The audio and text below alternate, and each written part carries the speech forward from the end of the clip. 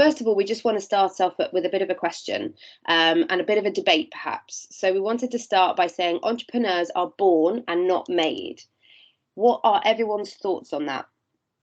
If everyone can just put in the chat box, then we can see what everyone's opinions are, and then obviously Ed and I can give our opinions afterwards.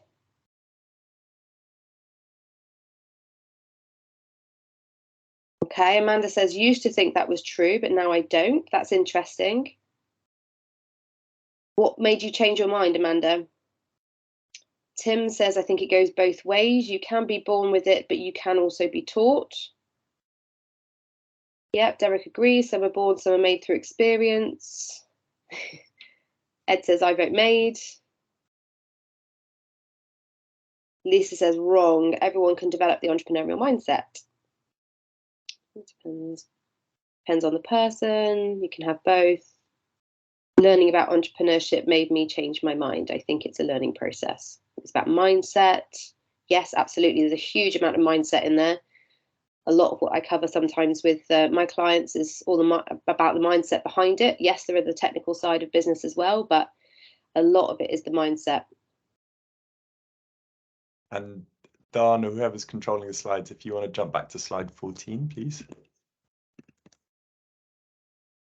Yeah, so a lot of people are saying it can be a bit of both. Some are disagreeing, something that you can learn how to be good at through experiences, knowledge, passion. Yeah, absolutely. You're likely born and raised with a certain attraction to different careers or lifestyles, but the skills and abilities are made. Very good point, Katie. Yeah, so we all seem to be on a very, very similar page.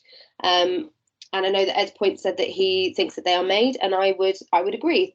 I do think that there are definitely some certain character traits and certain sort of personality traits that definitely lend themselves to entrepreneurship. But at the same time, you know, a lot of people assume that they haven't got entrepreneurs in their family, or they haven't got entrepreneurs that they know of at all, and therefore, how could they possibly do that? You know, they've had a classical education, they don't necessarily know, you know, how an entrepreneur is made. Well, that doesn't stop anybody from doing it, and there's plenty of examples through history of people that are the exemption to their family rule, for example, and it is definitely an element of, and a huge element of, being able to learn the skills that you require. But yes, to a lot of people's points that keep coming up, and like I say, one thing that I cover a lot with my clients, it's definitely mindset. There is a certain element of needing to know the skills to become an entrepreneur, but then it's about understanding the mindset that's going to get you there as well, because it's all well and good having the skills, but if you don't know how to hold those up and how to maintain your own, then you're going to struggle. So, but these are all things that can be learned, and all things that the workshops like this, for example, will help you with. So let's move on to the next slide. What makes a great business idea? So does anybody have an idea already as to what it is that will make an idea that ultimately will increase the chance of it being a successful idea? What makes a great business idea?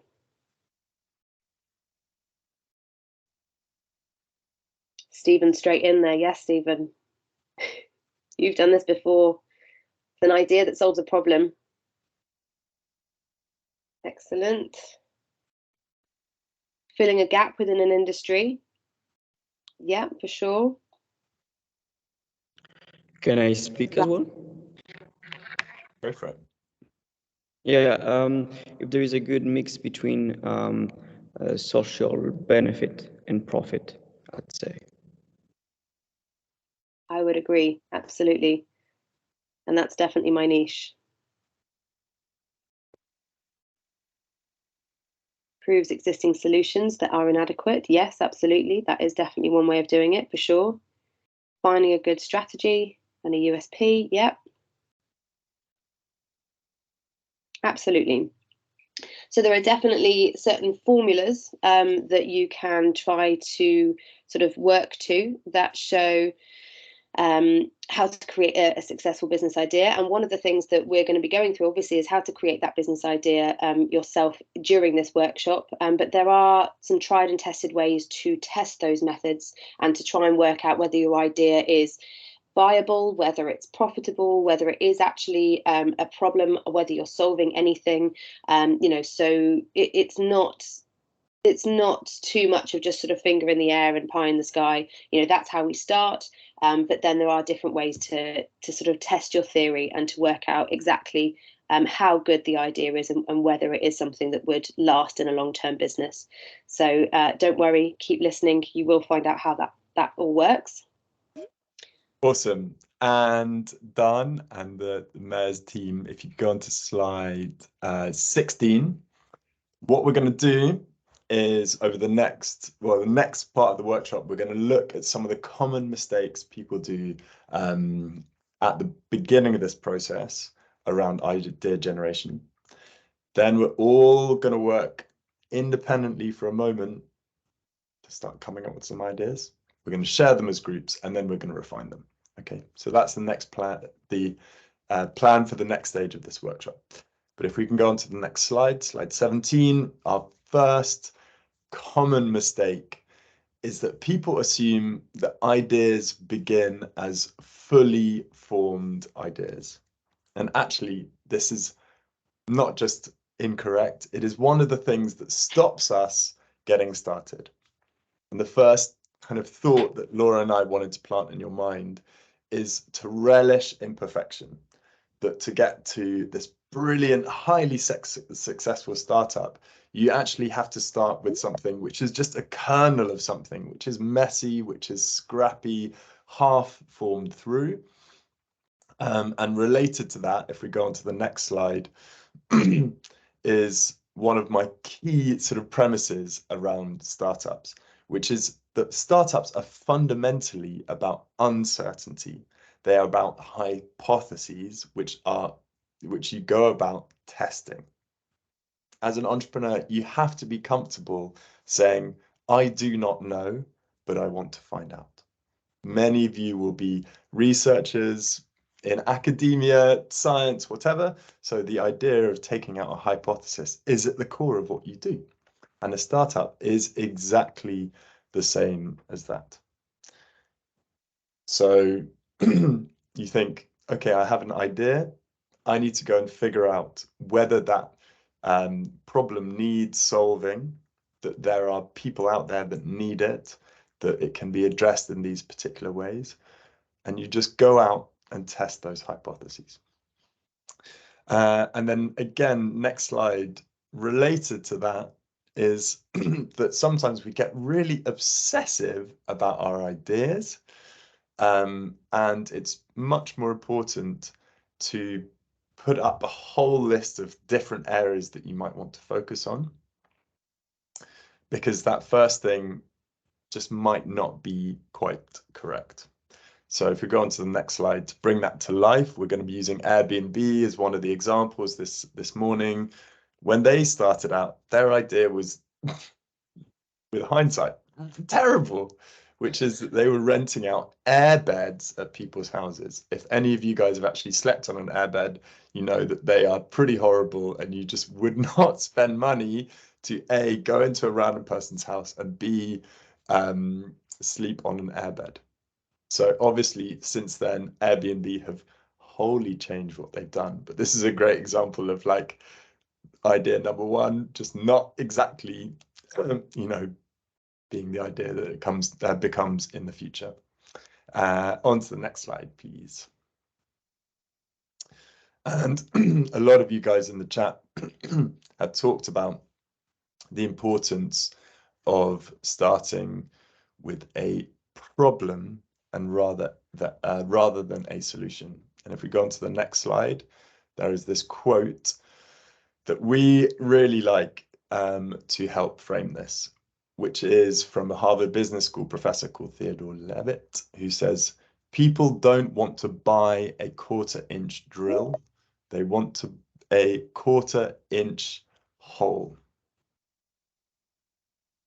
We really want you guys to think about this when coming up with things that you want to work on? Is it some solution that you're obsessing about, or is it an outcome that your users and your potential users want to get to? They're not buying the drill, they're buying the outcome. They're buying the hole that the drill creates. And this is one of the most important things we want you all to take away from today. When I was working at King's, at the Startup Accelerator, we'd have people come to us and they would say, we're building the Uber for plumbers, let's say. And you think, well, it sounds cool, but why? What are you doing? What does that mean? What insight do you know about people who use plumbers that mean you built this solution? And more often than not, those people might have said, well, we've actually spent 10 grand building an app or a marketplace, and now we're going to sign up people to use it. But that is completely the wrong way to think about a great idea. Much better use of their time would have been to go out and speak to people who own homes or who rent homes, who might need plumbing services, landlords, tenants, whoever they might be, and think, what is broken? Is it the quality of the plumbers, the timing, the price, or the quality of the technology or platforms that they use to find those plumbers? Once you know that stuff, you can much, much better and more easily create a startup to solve that. And on the next slide, Just very, very quickly, before you move on to that one, Derek's asked a question which I just want to clarify on. So he said, would the quarter-inch hole in this case be the problem or the solution? So in this case, Derek, the hole is actually the solution.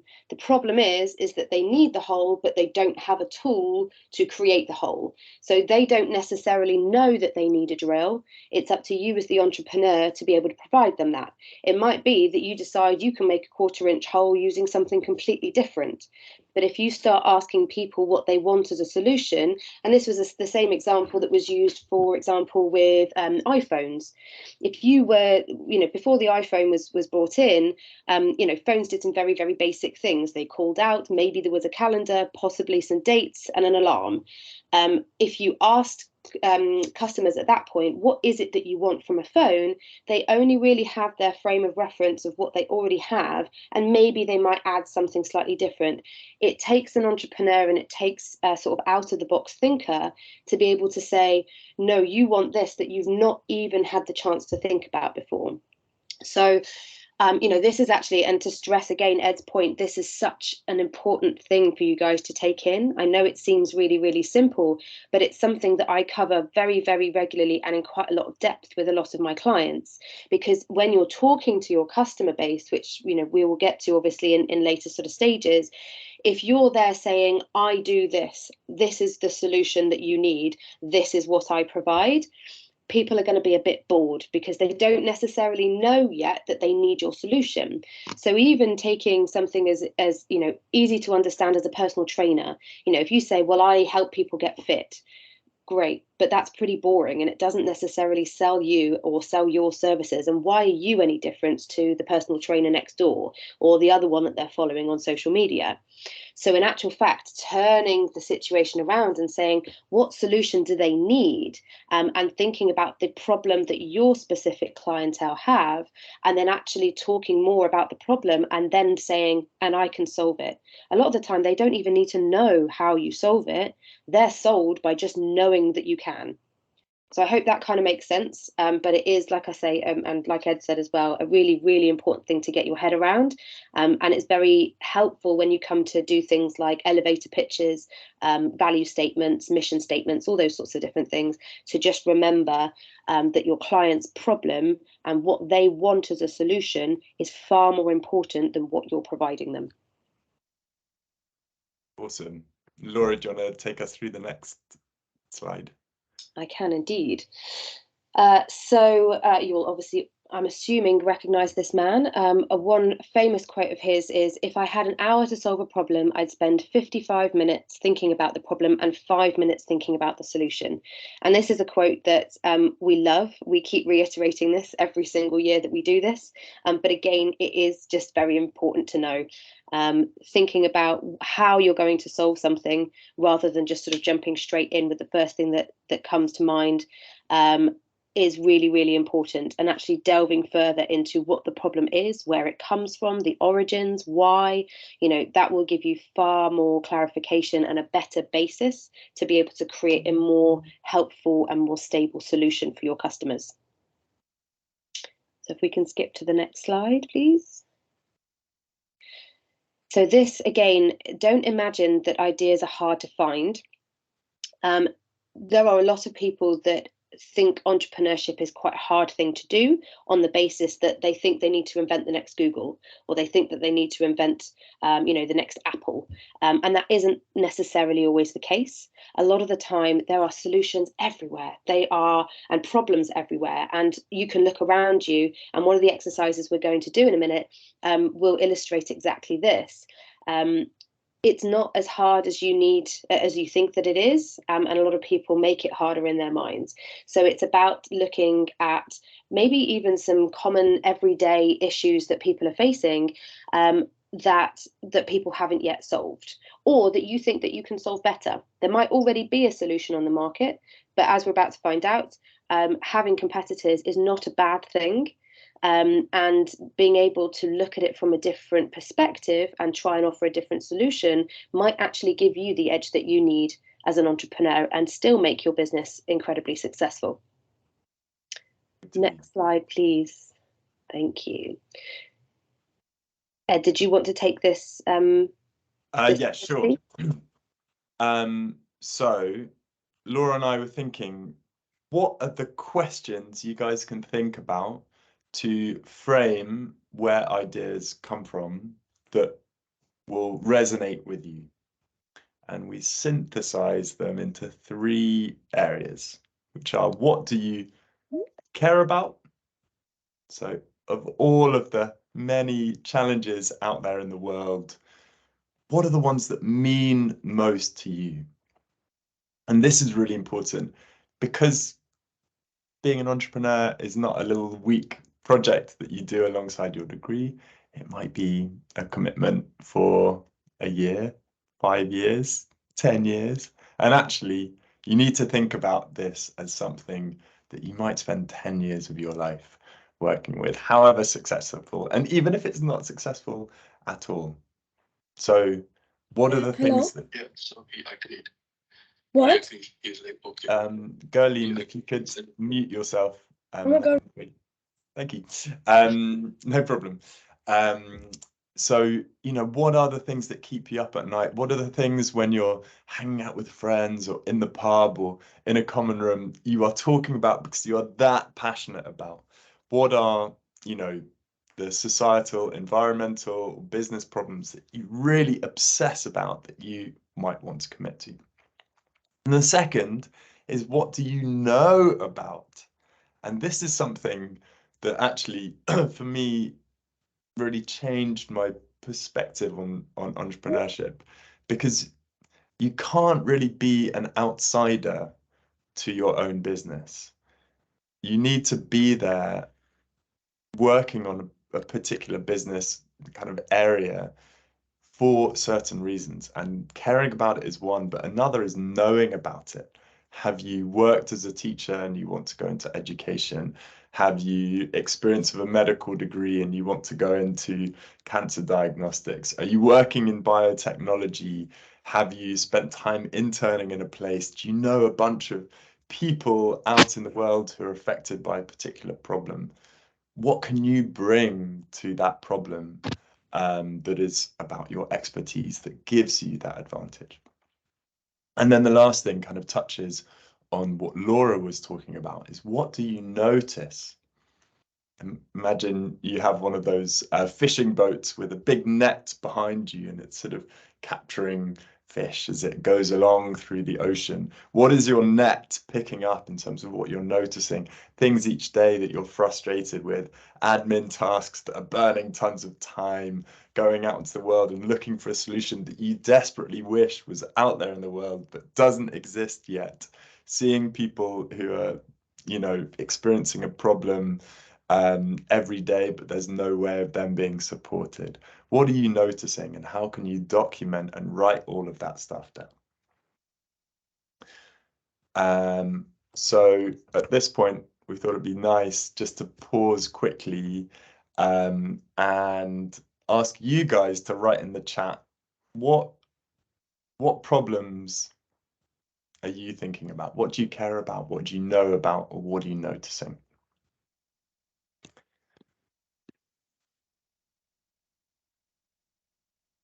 So Derek says, your ideas are things you care about, but you don't necessarily have expert knowledge about.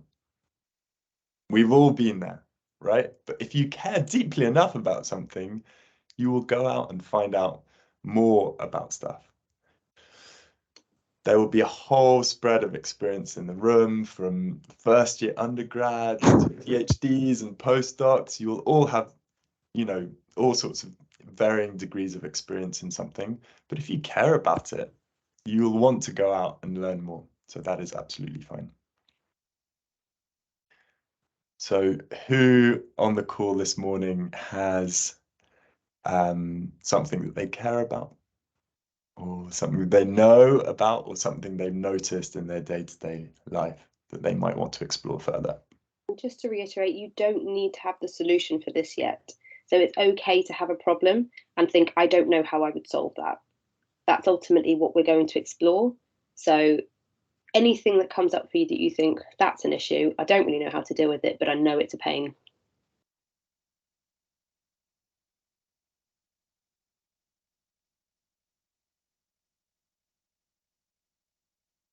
No problems. Excellent.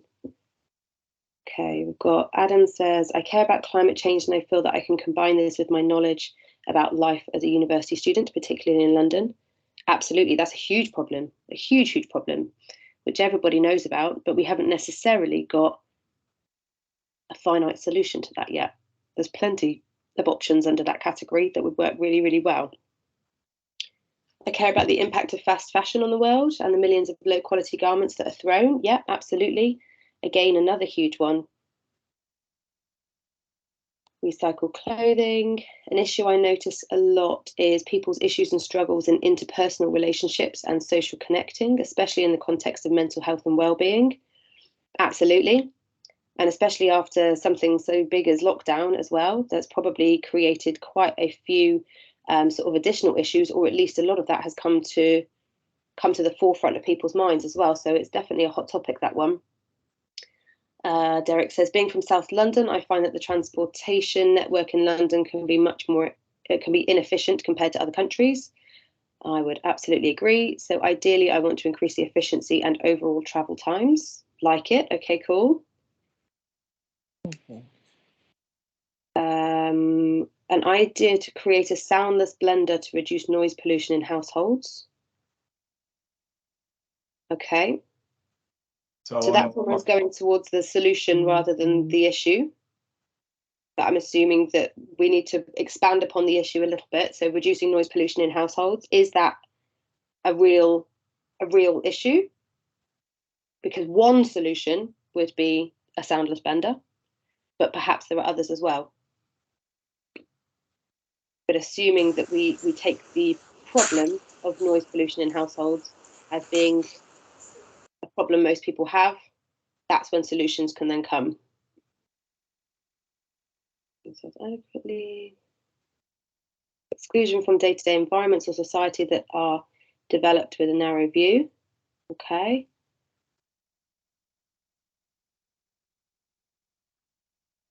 Oh wow, Lisa's done her homework. Education. Yeah. So I care about sex ed, about how it's lacking in our notice. I want young people to be more aware of their own bodies.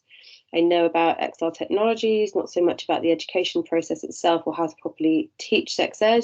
I noticed that in 2022, sex ed is still lacking at school, that there are societal issues and individuals might have hurtful behaviours for themselves or others, so they need to be taught better. I want to work with schools to introduce new educational systems for sex ed using new technologies. Great, love it. I'd buy that blender. Excellent. Well, you've got one customer already. So something really cool has actually just happened in the last 2 minutes about on this point of the blender, that Emma Louise had said co-working spaces need this. And so when Laura had said, you know, maybe we're jumping ahead to the solution about a noiseless blender, we've actually gone back to a particular problem here, which is co-working spaces, or I'm imagining co-working spaces are disturbed by noisy stuff, hardware, blenders, whatever. So there, it's becoming more of a specific problem statement, and that's really cool. Then a note from Jan Fischel, to promote renewable energy, roof solar tiles. Again, as we've been talking about, I would just take a step back here, because that is jumping perhaps to a bit of a solution. The problem, you might be able to say, you know, I noticed that young people aren't aware of what renewable energies are available, or businesses are not effectively investing in renewable energies. Yeah. So that just better frames the problem that you're solving, rather than jumping ahead to, actually, I want to promote solar tile usage, which is slightly, you know, more in the kind of idea space. So many different facets to renewable energy, you know, and the solution of you know, roof solar tiles is one, but that provides maybe the solution to is there enough renewable energy? But like Ed alluded to, is the issue actually that people don't understand it? Maybe it's a particular demographic that you're trying to get interested in renewable energy. So you can see how the problem actually is much bigger than just we need to promote more roof solar tiles. So your clarification is great. So I noticed that the transition time to renewable energy is really costly. And there's an understanding gap that the longer term benefits are really significant for businesses. So yeah, that's one way that you can kind of frame your approach into more of a kind of problem space. Okay, fab. So now we're going to move on to the next slide, please. And look at this creative thinking method that we love, which is called convergent versus divergent thinking. And there's a few interesting things here which you guys might pick up on within yourselves, which is that some brains are really good at saying, wow, like big ideas, throwing out all sorts of stuff into the world that may or may not succeed. And then other brains are really good at saying, rationalizing, oh, okay, this is how this might work, or actually that one probably won't be as successful, and we need to think about some engineering design for that one to make it happen. And one way to think about this is that some people are like the big, if you're designing a house, they think, oh, here is a house that has these 4 walls, but actually, what about a cool, like, you know, light in the roof that you can bring in more light, or an extra turret with a reading room attached to the side of the house, and all sorts of funky extra big things. Whereas some people say, okay, this is what exists, but within the confines of what exists, maybe we can tweak the lighting and change the colors here, or put a bit of wallpaper up on the wall, or get some cool mid-century furniture, but they're not you know, looking at changing the boundaries of what that is. I would say in terms of my creativity, I'm like more in the second half, which is like rationalizing and figure out how things work. But there is such important aspects in both sides. And the way creativity works best is to think big, first of all, which is this divergent process where you are creating choices. And this is positive thinking. It's putting out, what if it's not critiquing or rationalizing or judging. It's just putting out big, positive, high volume of ideas and building on those. And it's almost like if you're an artist and you have your palette, you want to start with loads of different colors of paints so you can build really multicolored and rich and varied tableau or canvas. And then over time, you might kind of tighten your palette to be much closer. So that is the divergent stage. And then convergent is when you've done all of your big ideas. That's when you start making choices, picking the ideas that most resonate with you, figuring out how they might work, etc. Okay, so that's the process we're going to be going through. And if we go on to the next slide, we're going to start with some divergent thinking. And there is a really interesting truth to divergent thinking, which is, well, I'm going to ask you guys, who do you think is best at divergent thinking and who do you think is worst?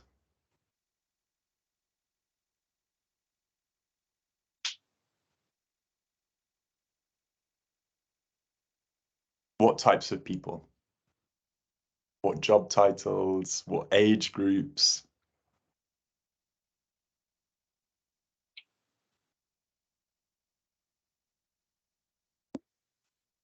So okay. Perfectionism is worst at divergent thinking. Yes. Children, divergent. Yes. Guillaume, absolutely. Derek, creative, artistic minded people, better at divergent thinking. CEOs, do you think they are good or bad at divergent thinking?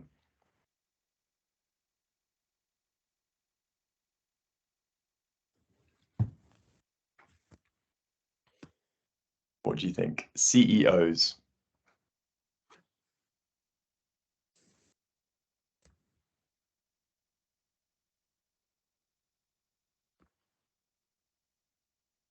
Okay.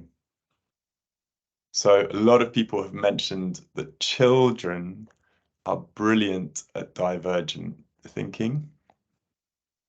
But what we see is that as we get older, humans get really good at making choices and figuring out how things work.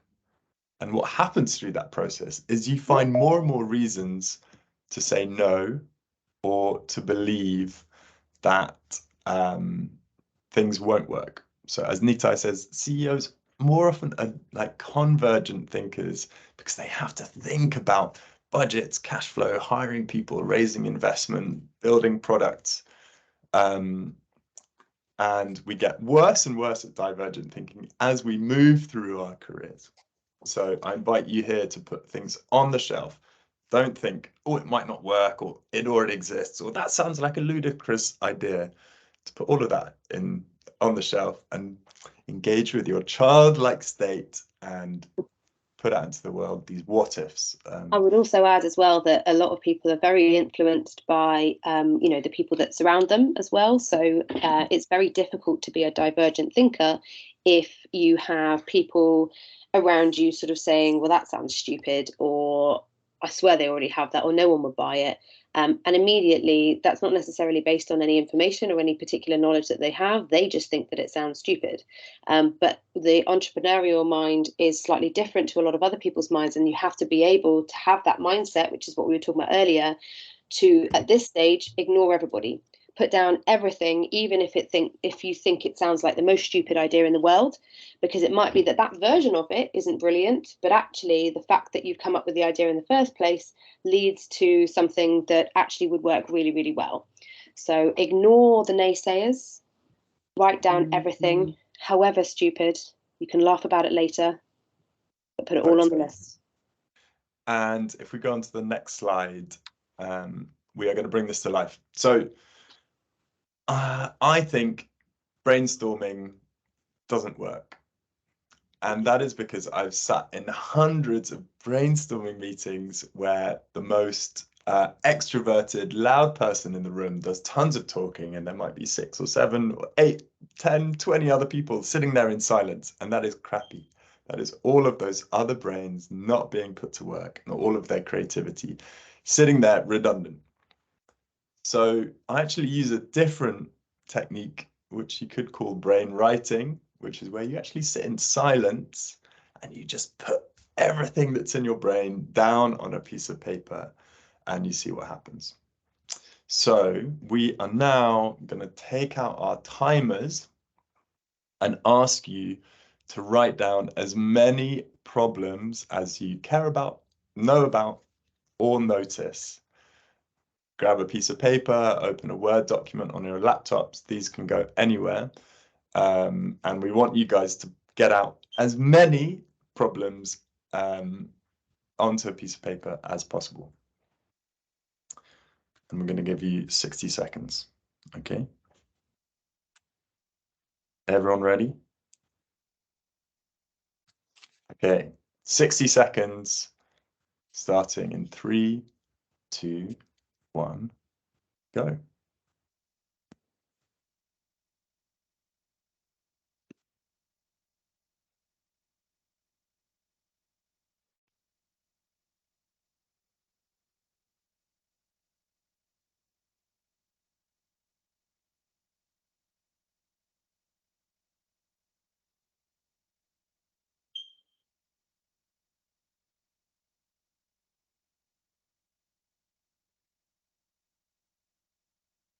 Thirty seconds left.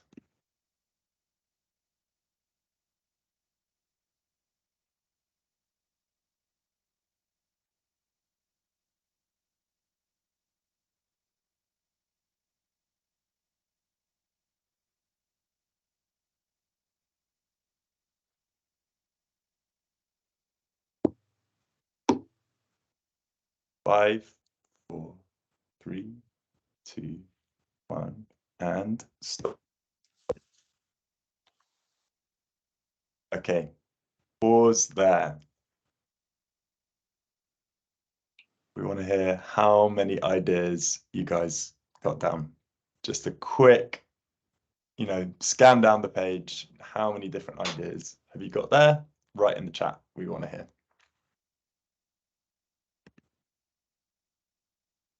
Derek has 5. Amanda has 4. Nitai has 6. It's the winner so far. Can anyone beat 6? 4. 12. Katie's got Katie 12. has 12. All right. 4, 2, 5, 6. Yeah, loads. Loads coming out.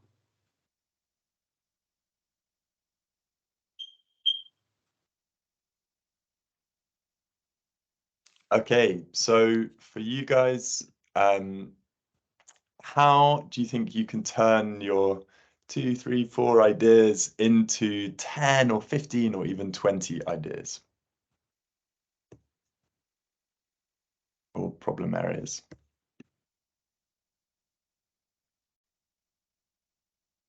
And feel free to unmute yourselves and chat. Derek says, localize the problem, be more specific, 100%.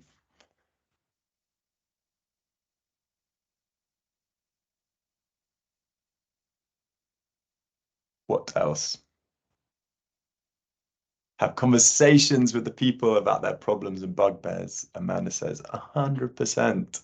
So it might be taking a generic problem and actually speaking to those people to figure out something that is more specific.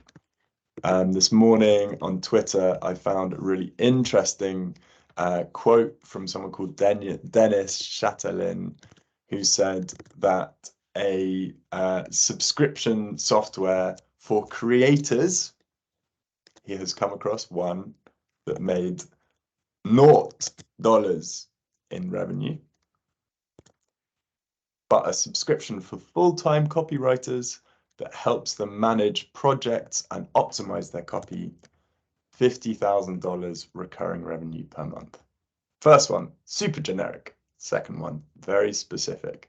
And it's the specific one that makes money. The fewer people you sell to, the better you understand them, the easier it is. Okay, so now we want you to look at those problems that you've written down, whether it's 1, 2, 5, 12, however many you have down on your paper and think about the criteria. You know, which ones do you care about? Which ones do you know about? Which ones have you seen really often? And maybe put a mark or highlight against those. Just take 20 seconds to look through that list and highlight those. And then after our short break, we're going to get into groups and got some feedback from the rest of the group in breakout rooms. And so Belle and Dan and team, in a moment, well, we're going to have a 5-minute break. Would you be able to set up maybe 8 breakout rooms? And you can just randomly assign people. Just to clarify, Derek's just asked, could you repeat what the task is? So after the break, Derek, we're going to put everybody into breakout rooms. And that gives you the opportunity to speak with some of your sort of fellow cohort, as it were, in the rooms, share the problems that you have, and encourage each other to develop that. So we use the way of doing so by just saying yes and. So this is not the time necessarily to criticize. It's just asking them to think about it further. So they give you the problem and then you go yes and they have to expand upon that. And you go yes and then you expand upon that even further. So it's just a really nice way of you being able to try and get your head around the whole problem. So that's what we're looking for you guys to do. But we're going to take a break. We'll give you a little bit more context on the next part of the activity after the break. So the next step, if we go on to the next slide, please, is around convergent thinking. So we've thought big, and now we need to refine, select, and improve on our ideas. So if we go on to the next slide, here are a few prompts that we put together for you to help evaluate ideas. So if we go on to the next slide, this is actually one of my biggest learnings from the last 3 years in entrepreneurship. I've taken on kind of ops director, COO roles in 2 startups that were scaling very quickly. One shut down and has gone bust. The other one is scaling super, super fast and is 3 times or 4 times larger this year than it was last year. So if we go on to the next slide, I'll explain why that happened. If we can go on to the next slide, please. These 2 businesses sold the same thing, which was tech education, educating people how to code, product design, product management, AI, engineering, DevOps, those kind of skills. The world desperately needs these skills, but there are different markets. The first business was called FireTech, and it was tech education for kids under 18s. The second was called Futureproof, tech education for graduates and beyond. At FireTech, we made about 2.6 million per year, but we realized all too late that the total spend from our customers who were parents in the UK for tech education was about 25 or 30 million. So we had 10% market share. Incredible. But a very, very small pie, which is 25 million total. So we were never going to be a big business in the UK. And that business went bust, closed down, doesn't exist anymore. But it was making 2.5 million a year. It's a good business, but in the wrong market. Futureproof, however, sells the same stuff to graduates and beyond, and that market size is 25 billion. It is 1,000 times bigger, and we are a tiny fraction of that total market, but our capacity to grow is huge, right? So how big is the opportunity is a vital question to ask you guys. Be in a big pie. All right, next slide, please. And the next one is, how good a fit are you? This is the second most important thing that we used to look at at King's when we were assessing startups. Why this person? It's what we call founder market fit. So if we go on to the next slide, this is what predicts more often than not how successful a startup is going to be. Who are the founders and why are they doing this? Have they worked in government and are working on public sector improvement? Have they worked as teachers and they're looking to improve access to schemes of work and effective curriculums in state schools? Have they worked in the care sector and they're building technologies for carers? Have they, done research within university settings into particular problems? Have they spent 10 years caring about what they're doing? Have they spoken to 20 people, 50 people, 100 people? These things prove or really help to prove that that startup is going to be successful because of the person behind it. So how well does your idea, the problem that you want to solve, cohere with who you are as an individual?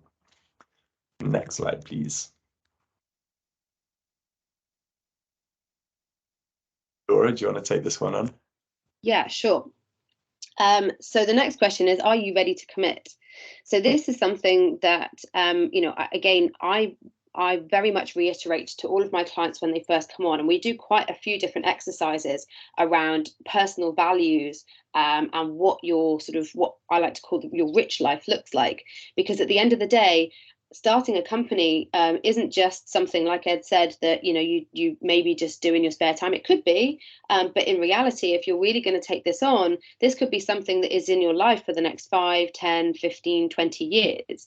So you need to know that it's something that aligns with who you are, that you enjoy, that you that you really, really want to find the solution for, and that you have a passion for.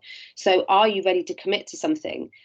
Because like I say, it could be something that is over within a year, but more likely, if you get a good business idea and you really put your mind to it, this could be something that's with you for the next decade or more.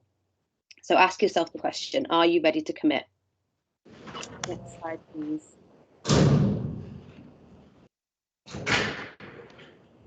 And then following that, are you sure about the problem?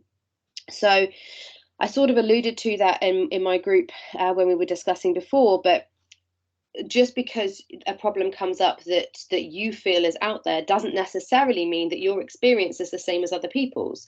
So this is something that we're going to be going through in actually the next sort of group of sessions that we do.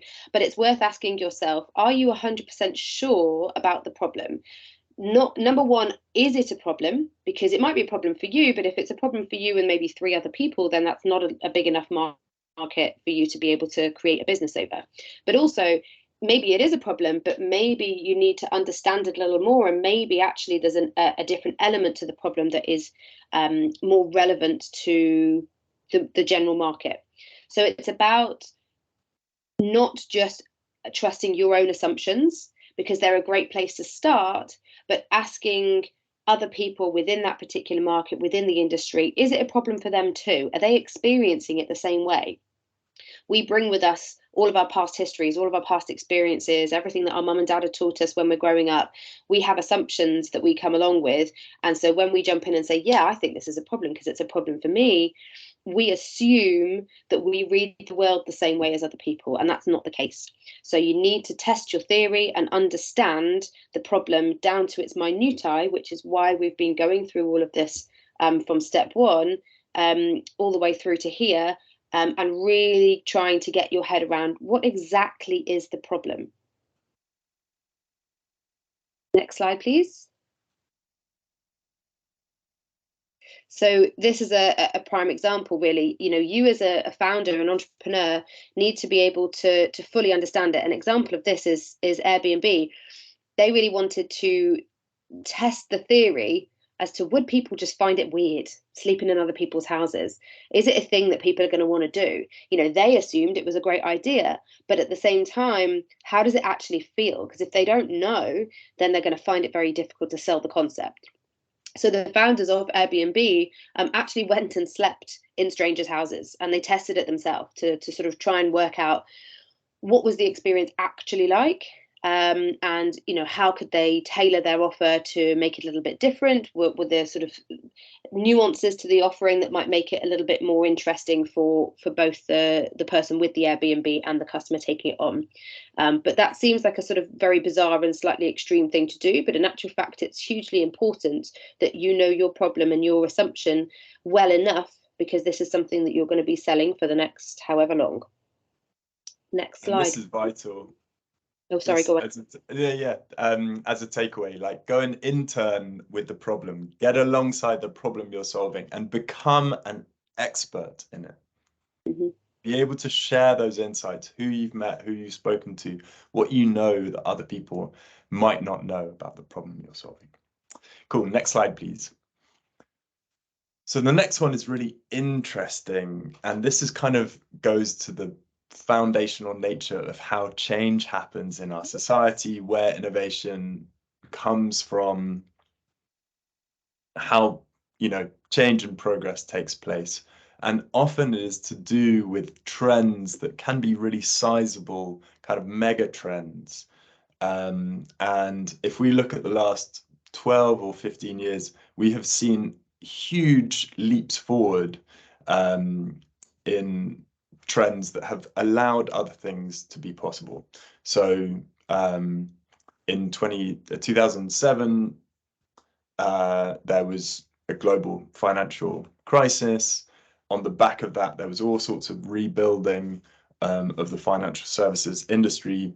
And out of that emerged something really positive, which is this move towards open banking. So the ability to access data in bank accounts, etc., which opened the way for all sorts of new challenger banks or money management tools and all sorts of different stuff.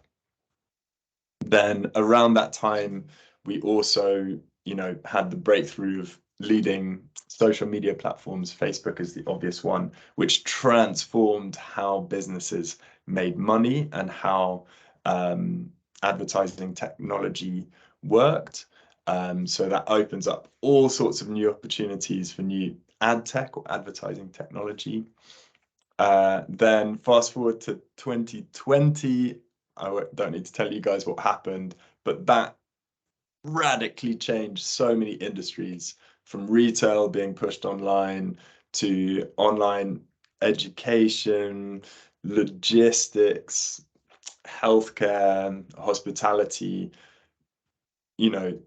This massive change in the way things operate can create new business opportunities, but also that might be more specific products or services that create trends.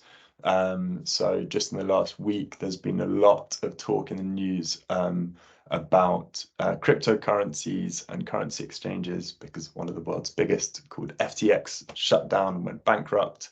But 10 years ago, a cryptocurrency exchange basically wouldn't exist because no one was actively thinking about it. But now cryptocurrency has gone mainstream, and so that trend has allowed for huge businesses to be set up, like FTX, like Coinbase, people like that. Next slide, please. So to bring this to life, actually, when 200 business leaders were interviewed, timing was the biggest success factor behind successful companies. And to go a step further, on the next slide, here is 4 different graphs, which kind of, if we go on to the next slide, please, thanks, to bring this to life, that markets change in all sorts of different ways. And really where you want to get to is graph 4, a small market which is changing quickly. So you're at the beginning of a steep curve where people are beginning to adopt a new technology. That is where, big opportunity sits. So another mega trend at the moment is investment in clean technologies. Some people describe it as the biggest business opportunity that has ever existed. There is huge amounts of capital and investment going into that space. What opportunities exist there to grow and build successful businesses? Okay, next slide, please. Laura? Yeah, so this is something we just wanted to bring to everyone's attention. The question, is it a hard problem? A lot of people, when a sort of problem is posed to them and it is quite difficult, it's very, very easy to just be like, I can't deal with that. That's too difficult. It's not really something that I can deal with. But actually, you need to remember that that's probably going to be most people's reaction, which means that your competition is likely to be far lower. So hard problems are actually quite enticing.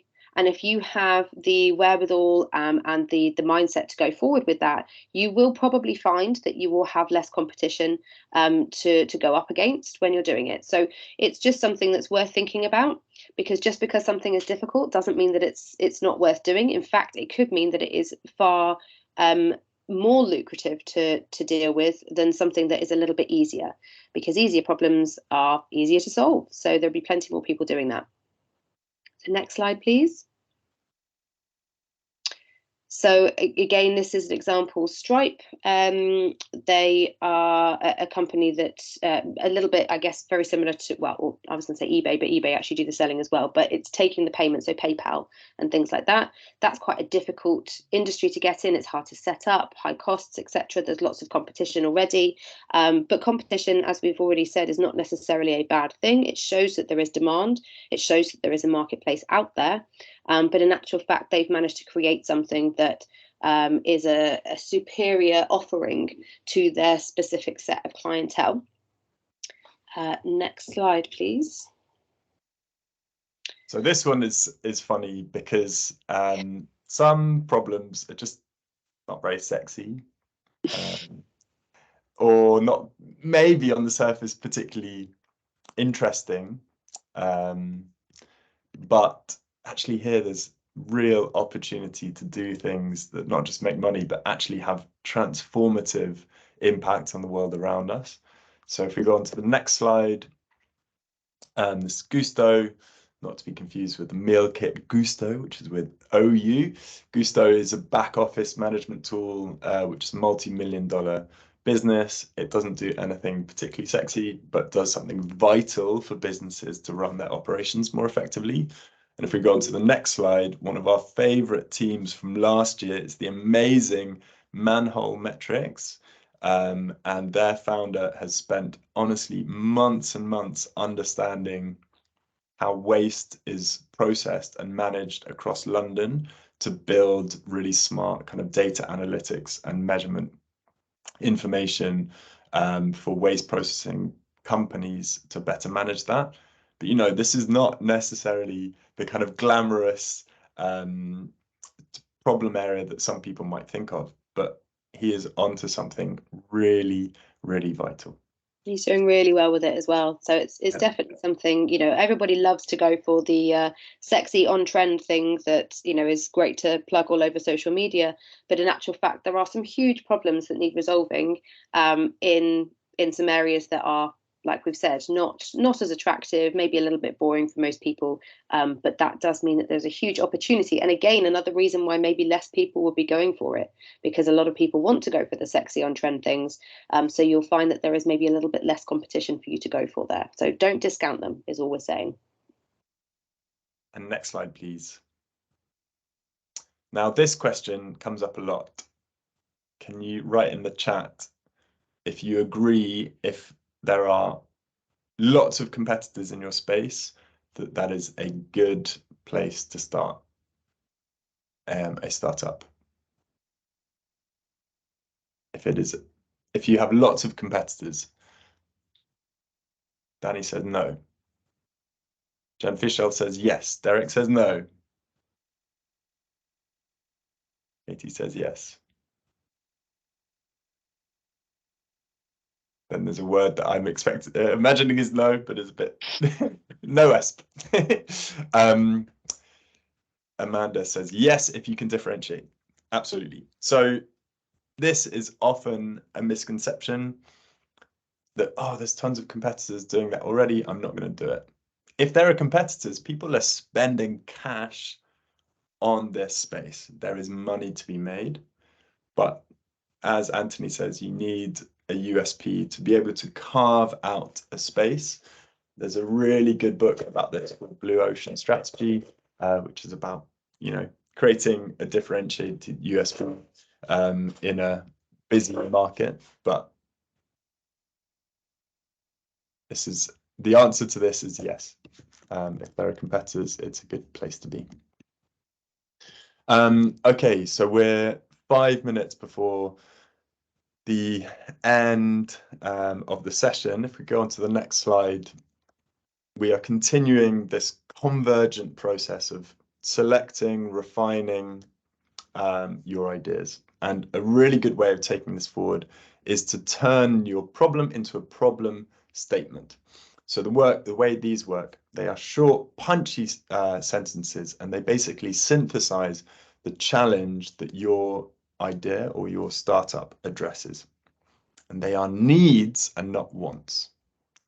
So kids want education to be more fun, or they want better education, or 30% of kids in London are unable to receive quality education.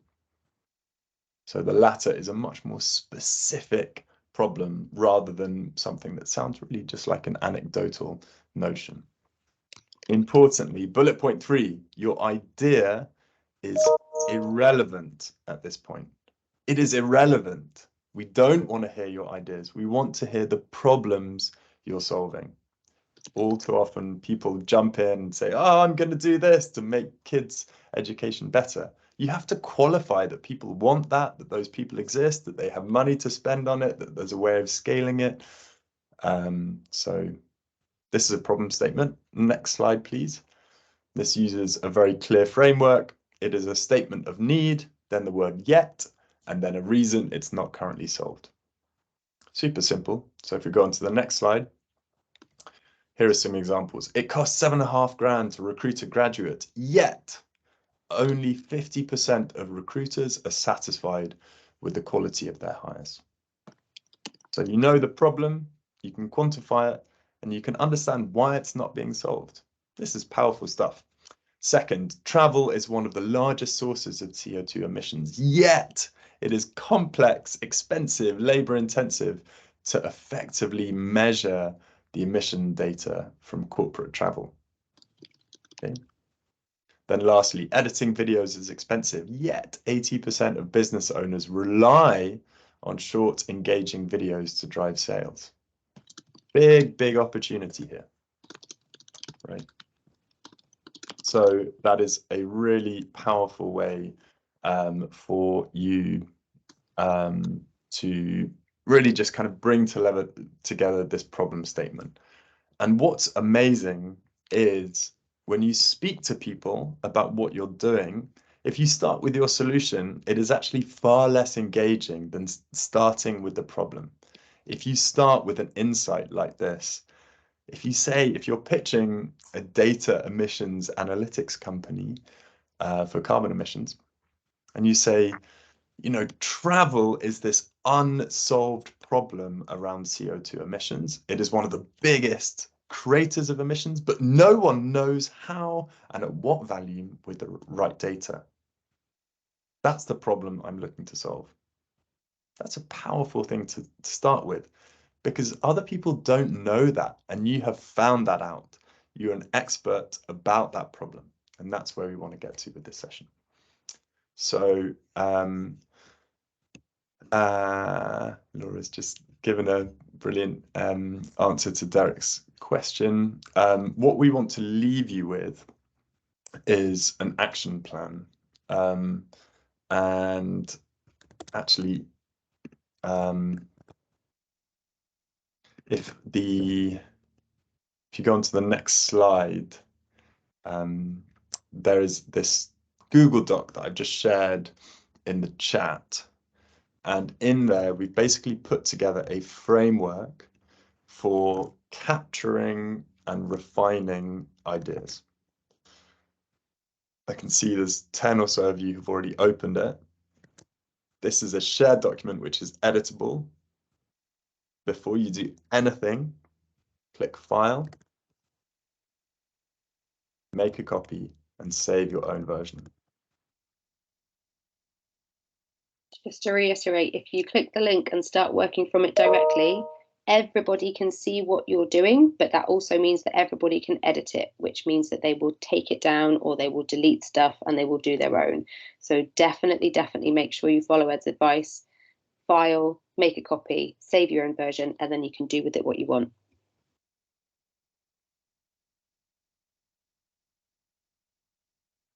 And this is pretty much your homework for next time. So we've looked at where ideas come from, how to collect them, how to test them out, get feedback on them, go dig deeper into them, but also a framework for selecting which idea means the most for you and is the one that has the most potential to succeed and is the most viable. So this is for you guys to take forward, spend the next 3 weeks looking at, thinking about, and then in the next workshop, we're going to go deeper into who your customers are and how to solve for them. Okay. So if we just go on to the next slide. So we have 2 minutes left. Any questions before we finish? I saw someone's hand just go up, but then was taken down. Guillaume? Yes, I just have a question. Just it would be awesome if you could repeat what you said about the 2 tech companies quickly, because my connection got lost, and I think it was an interesting topic, the difference between a company that worked, the other one that didn't. I couldn't hear the question, sorry. Yeah, if you could just repeat what you said about the 2 tech companies. Oh, one that succeeded, one that didn't. It was the market they were in. So one was tech education for under 18s, very small market, 25 million. The other was tech education for over 18s, massive multi-billion pound market. So one closed, the other one has gone on to be very successful.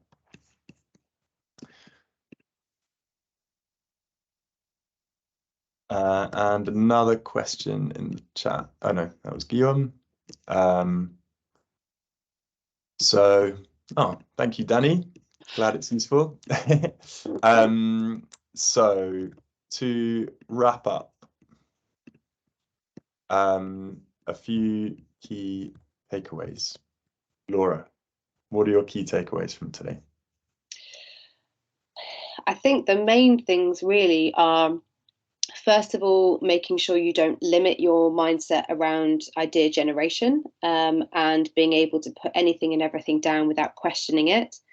And then learning and understanding how to take that idea and develop it further without, again, limiting yourself. A lot of this is sort of getting over the limitations, I think, that our brain and our, people around us tend to put on us. So making sure that you use the yes and sort of exercise that we did, which I think a lot of people found quite useful, actually, especially my group. Obviously, I heard that quite a lot. So yeah, I think those for me are the main things, really, is the sort of overarching topic for today. What about yourself, Ed? Yeah, totally. I think there have been some important steps here where people have kind of stepped back from their solution and really thought, what is the problem that I want to solve, and how can I get more and more specific and speak to people and become an expert in that problem? I urge you guys to stop talking to people about your idea. For the next few weeks, go and figure out what your problem is. Test it out, research it, figure it out, because this is what's going to make you really successful and support you through the rest of this program. We've shared the links to the slides, to the toolkit, and also LinkedIn in the chat. Do add me, get in touch if you need anything. And the next workshops are coming up in December. They're going to be on customer development, which is about